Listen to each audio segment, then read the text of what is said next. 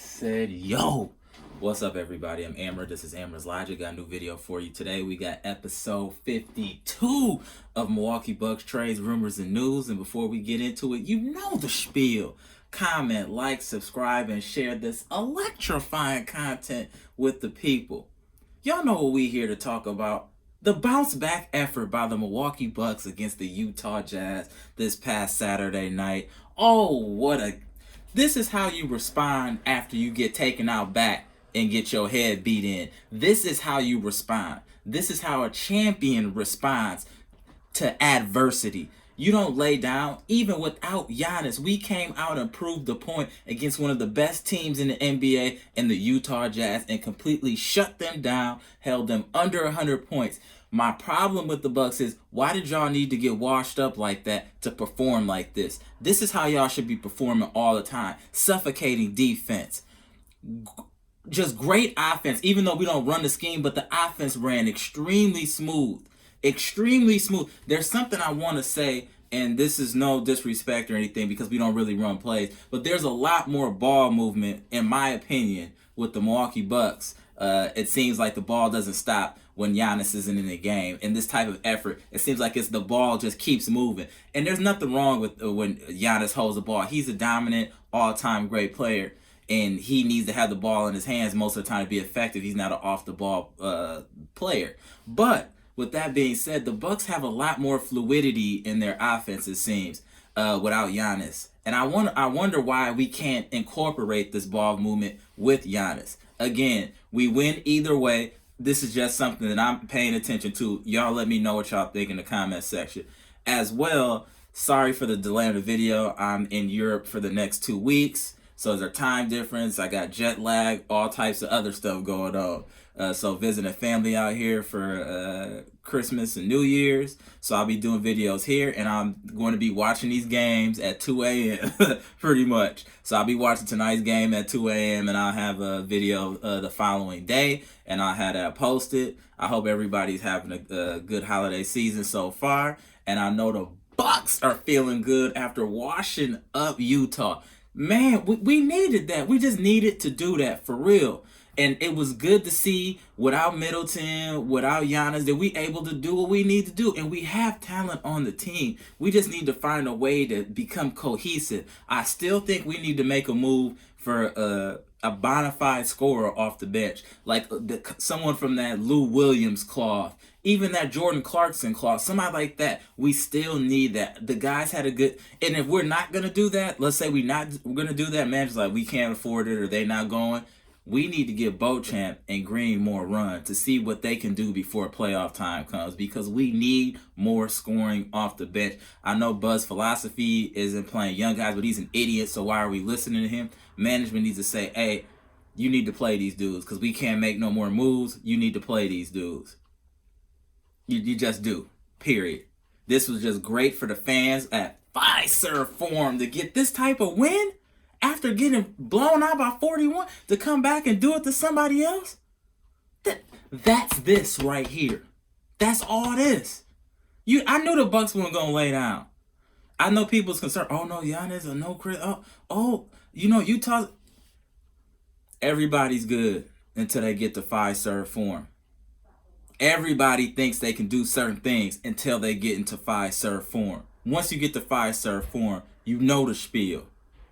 You know the spiel when you come to Pfizer Forum.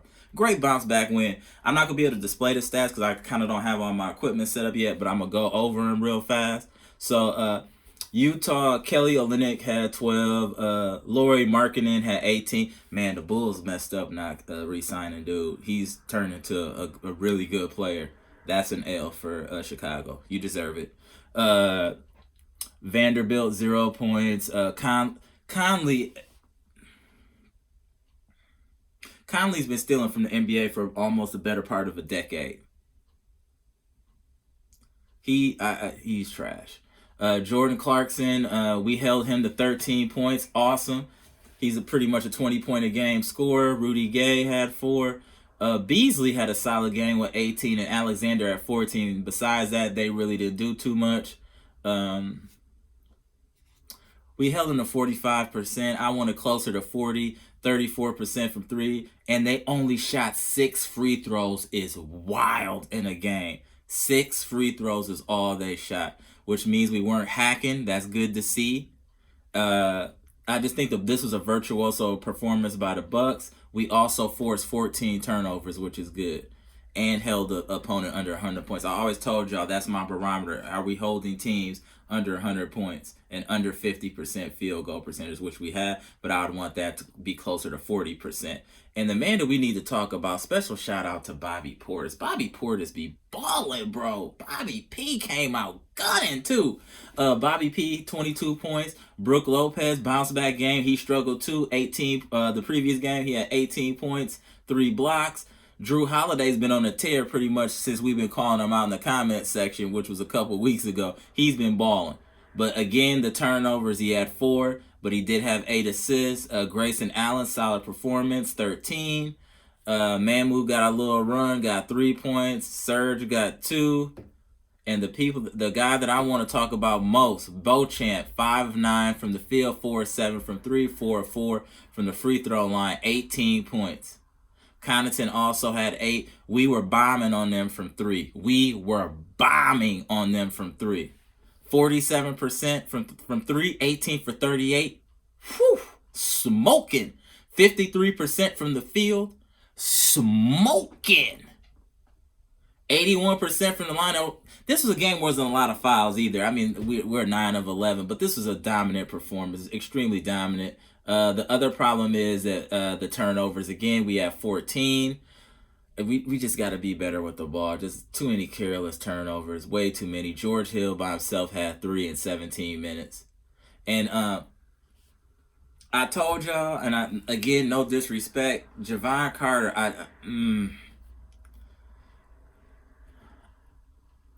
I'm almost watching him like I watched George Hill now. Like, I don't have a lot of confidence. Even though George Hill played solid, he had 9 points, but then you had 3 turnovers and 7. I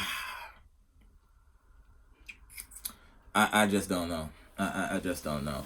I do think, though, that Beauchamp needs to be getting consistently those type of minutes. He should be playing 20 minutes a game. If that means getting George Hill out the game or Carter, do that. That's why I'm saying we might need to package up somebody for a back. Like I said, I don't understand why we can't get Derrick Rose. New York got like 85 guards. Just give up. I don't know, man. I don't trust Jevon Carter as our backup point guard. I know y'all probably going to go in. I just don't trust Jevon Carter as our backup point guard. And I also don't trust Pat Connaughton as being our main scorer off the bench. I'm just keeping it real. I'm just looking at things forward, being honest. I just don't know if he can uplift the team off the bench. I mean, 8 points is cool, but in the playoffs, we're going to need somebody who's getting, like, pretty much can get you 12 to 15 consistently. Maybe when Ingles comes back, Grayson can be that player. I don't know yet. Maybe they're banking. So I want to give a little time to see when Ingles come back and Middleton gets his legs back to see what really happened. But right now, I'm feeling, and I know the chat's feeling, that we need to make a roster tweak, especially to address our bench. Again, I'm happy about the win, but we got to look long-term. We're a championship team. We have a window that we need to end with. Our window and our time is now. And sometimes you got to make real moves and real decisions to continue forward. You got to think, the Raptors fired their coach after he won Coach of the Year. Everybody looked at them crazy. Then they traded DeRozan and their perennial all-star for Kawhi Leonard and won a championship. You have to sometimes you got to drop them on the table. I'm not going to say the word, but y'all know what I'm saying. Sometimes you got to drop them on the table and see what happens. We got one already. We going to have to do something to get that other one. We can do it with the same team, but it's going to be a hard road. We can make things a lot easier if we can just tweak the roster a little bit. Y'all let me know y'all suggestions in the comment section and all that. But again, outstanding win by the Milwaukee Bucks. 123 to 97 at Fiserv Forum in front of friends and family. This is episode 52 of Milwaukee Bucks Trades and Rumors and News on the road in Europe. Go.